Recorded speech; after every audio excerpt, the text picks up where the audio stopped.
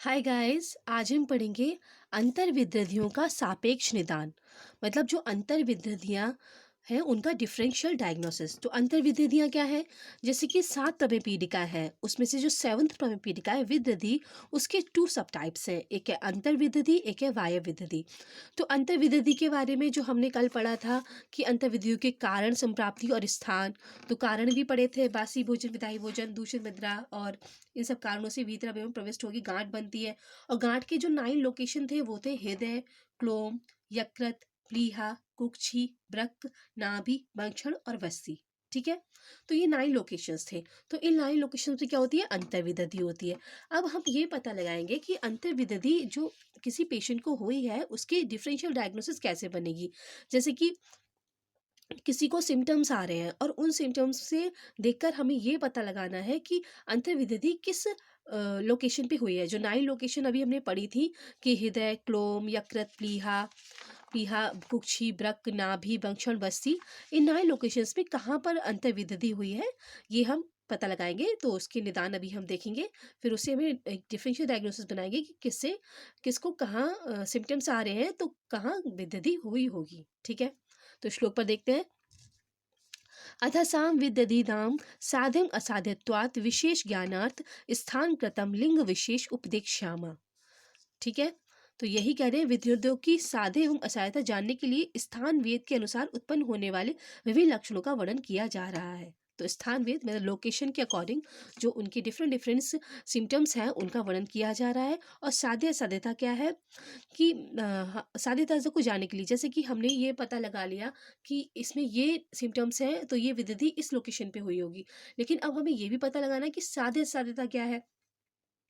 साध्य साध्यता क्या है कि मतलब कि विधि साध्य है या असाध्य नहीं है। तो उसके लिए एक श्लोक है, उसको हम आगे वाले वीडियोस में पढ़ेंगे, लेकिन अभी हम सिर्फ उसको एक हिंदी देख लेते हैं कि इन विधियों में हृदय, नाभि और वस्ती स्थान में उत्पन्न विधि मृत्यु के लिए होती है। तो हृदय, नाभि और वस्ती स्थान में उत्पन्न होने वाली विधि मृत्यु के लिए होती है। ठीक है, इनमें विभिन्न स्थान में या एक दोष से उत्पन्न विधि शीघ्र ही चिकित्सा करने पर, कुशल वैद्य के द्वारा चिकित्सा करने पर शांत हो जाती है। तो अभी हम इतना ही देखेंगे, इससे आगे वीडियोस में हम इसको पूरा डीपली पढ़ेंगे। तो हृदय, नाभि और वस्ती स्थान में विधि हुई है तो उससे मृत्यु हो जाती है। और इनसे किसी भी अलग स्थान में हुई है और एक दोष हुई है तो वो विधि कौशल वैद्य के अनुसार चिकित्सा करने पर शांत हो जाती है। तो अगर हमें सारे सिम्टम्स पता चल जाए, फिर हमें ये पता चल जाए कि हृदय के सिम्टम्स क्या है और नाभि के सिम्टम क्या है, नाभि की वृद्धि की, बस्ती वृद्धि के सिम्टम्स क्या है। तो इनके अगर सिम्टम्स आए तो हम पता लगा लेंगे कि जो वृद्धि हुई है उससे मृत्यु हो जाएगी। और इनसे अगर भिन्न सिम्टम्स आए, एक दोष वाले सिम्टम्स आए, तो हम लगाएंगे नहीं, वो ठीक हो जाएगी। ठीक है, अब हम इनके ये सादे सादे देख लिया हमने कि हृदय, नाभि, बस्ती में होने वाली जो वृद्धि होती है वो मृत्यु मृत्यु करती है। और अब हम देखेंगे इनके लक्षण। तो देखते हैं, तत्र प्रधान मर्म जायाम विदध्याम हृदय टन तमक प्रमोह का श्वासा। तत् प्रधान मर्म, प्रधान मर्म क्या है? हृदय। तो हृदय में जो विधि होती है उसे हृदयटन, हृदयटन मतलब हृदय में उत्पन्न वाली विधि में हृदय में धड़कन, तमक श्वास, प्रमोह यानी कि मोह का श्वास होता है। ठीक है, तो प्रधान मर्म क्या है? हृदय।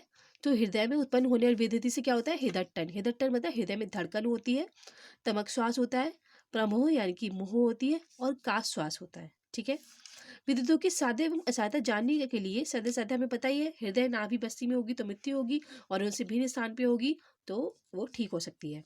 स्थान भेद के अनुसार उत्पन्न होने वाले विभिन्न लक्षणों का वर्णन किया जा रहा है। उनके लक्षण अभी हमने देखे, जैसे कि अगर हृदय में अगर विधि होती है तो क्या लक्षण होते हैं।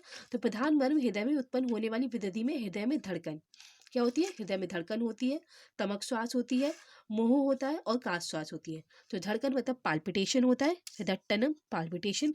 तमक श्वास होता है, तमक श्वास को हम ब्रोंकियल अस्थमा कह सकते हैं, तमक श्वास होता है। और प्रमुख, प्रमुख मतलब होता है अनकॉन्शियसनेस, अनकॉन्शियस होता है। और काश श्वास, काश मतलब कफ, श्वास मतलब अस्थमा, तो काश और श्वास होता है। तो क्या क्या होता है हृदय में वृद्धि होने पर? धड़कन यानी कि पाल्पिटेशन, तमक श्वास यानी कि ब्रोंकियल अस्थमा, मोह यानी कि अनकॉन्शियसनेस और काश और श्वास, काश मतलब कफ, श्वास मतलब अस्थमा। ठीक है, तो अगर हृदय में वृद्धि होती है तो ये सब लक्षण होते हैं और हृदय में वृद्धि होने पर मृत्यु हो जाती है। अब देखिए क्लोम जायम। क्लोम जायम पिपाशा मुख शोष गलग्रह। क्लोम में अगर विद्धि होती है, क्लोम मतलब पैनक्रियास, अगर पैनक्रियास में विद्धि होती है, क्लोम स्थान में विद्धि होने पर पिपासा मतलब प्यास लगती है, मुख शोष मतलब मुख में ड्राइनेस होती है, और गलग्रह मतलब बोली बंद हो जाती है। गला, गले से हम थ्रॉट से आवाज़ निकलती है हमारी, तो गलग्रह उसमें जकड़ाहट होती है, इनकी बोली बंद हो जाती है। तो क्लोम स्थान में विद्धि होने से प्यास की वृद्धि, मुख सूखना और बोली बंद हो जाती है। ठीक है। अब हम देखिए यकृत जायम। यकृत जायम श्वासा। यकृत में वृद्धि होने पर श्वास रोग होता है। तो यकृत में वृद्धि होने पर श्वास की वृद्धि हो जाती है। श्वास मतलब अस्थमा, उसकी वृद्धि हो जाती है, श्वास और कॉम्प्लिकेशंस आ जा मतलब और जाता है, वो एग्रावेट हो जाती है श्वास। फिर आता है प्लीही जायाम, उच्च श्वास उपरोध। प्लीहा में वृद्धि होने पर उच्छ्वास की रुकावट होती है। उच्छ्वास मतलब श्वास उच्छ्वास उच्छ्वास मतलब एक्सपिरेशन, तो एक्सपिरेशन में दिक्कत होती है। प्लीहा में वृद्धि होने पर उच्छ्वास की रुकावट हो जाती है, यानी कि एक्सपायरेशन में दिक्कत होती है प्लीहा में वृद्धि होने पर। प्लीहा जायम उच्छ्वास उपरोध। ठीक है गाइस।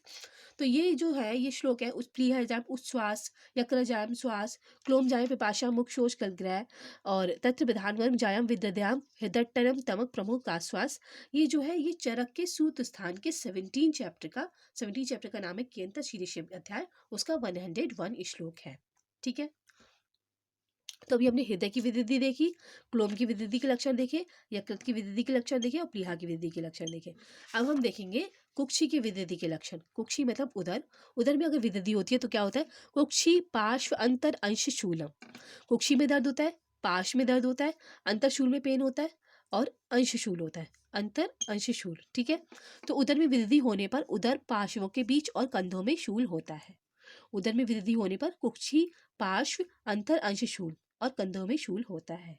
पार्श्व अंतर, पार्श्वों के बीच, ये पार्श्व अंतर है पूरा, यानी कि पार्श्वों के बीच, और अंश में शूल होता है, अंश मतलब कंधा। ठीक है। तो कुक्षी जायम, कुक्षी में वृद्धि होने पर पार्श्व अंतर, कुक्षी में अंश में शूल होता है, यानी कि उदर में पार्श्व अंतर, पार्श्व मतलब जो साइडवेज होते हैं, जैसे वर्टिबल, जैसे कि हमारा रिव केज है, रिव केज के साइड वाला जो पोर्शन है मुंह के दोनों के साइडवेज, उसमें शूल होता है, और कंधे में शूल होता है कुक्षी में वृद्धि होने पर। फिर है ब्रक जाया पृष्ठ कटी ग्रह। ब्रक मतलब होता है किडनीज। किडनी में वृद्धि होती है तो पीठ कटी में जकड़ाहट होती है।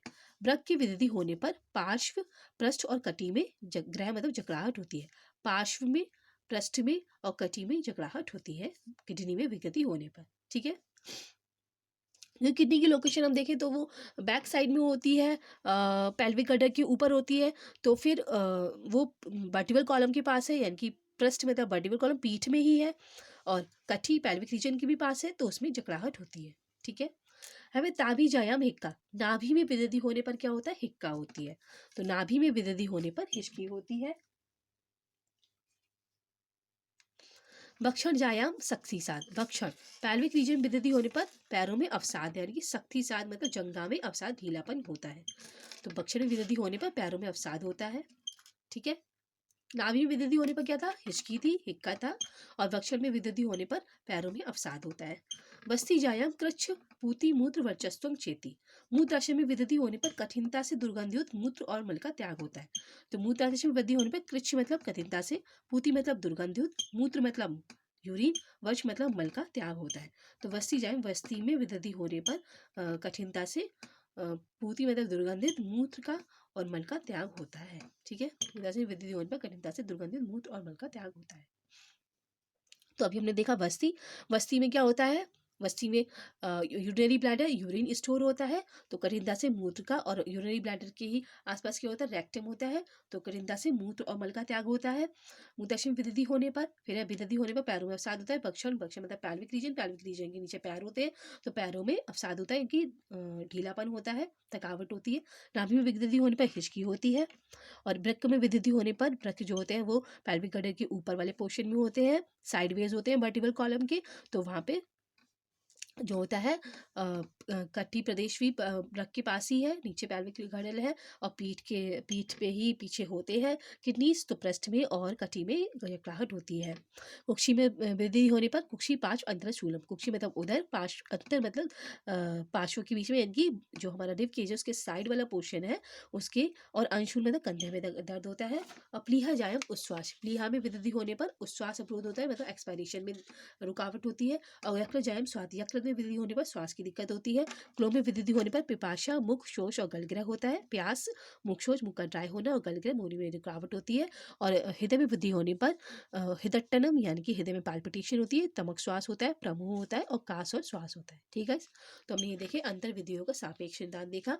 और हृदय में अगर ये लक्षण आए, हृदय में वृद्धि हो रही है तो हृदयट्टनम, तमक, प्रमुख श्वास, हृदय और नाभि में अगर वृद्धि हुई यानी कि हिक्का हुआ, और वस्ती में अगर वृद्धि हुई यानी कि कच्छ, पूती, मृत वर्चस्व हुआ, तो फिर ये असाध्य होते हैं, इनसे मृत्यु हो जाएगी। और जो वंशनायम सक्सीसाद, ताबिया, बकरीजाम सक्सीसाद, ब्रकजाम प्रस्फटिग्रह, कोक्षिजाम कुक्षिपार्श्व अंतःशूलम, जायाम श्वासा, प्लीहाजायाम उत्सवरोध, क्लोजायाम पिपाशा, मुख सोच करके इनको ठीक किया जा सकता है, ये क्यूरेबल है। ठीक है गाइस, तो हमने देखे अंतर विधियों के सापेक्ष निदान यानी कि उनके लक्षण क्या है, कैसे हम उनको डिफ्रेंशिएट करेंगे, उनकी साध्य असाध्यता भी देखी।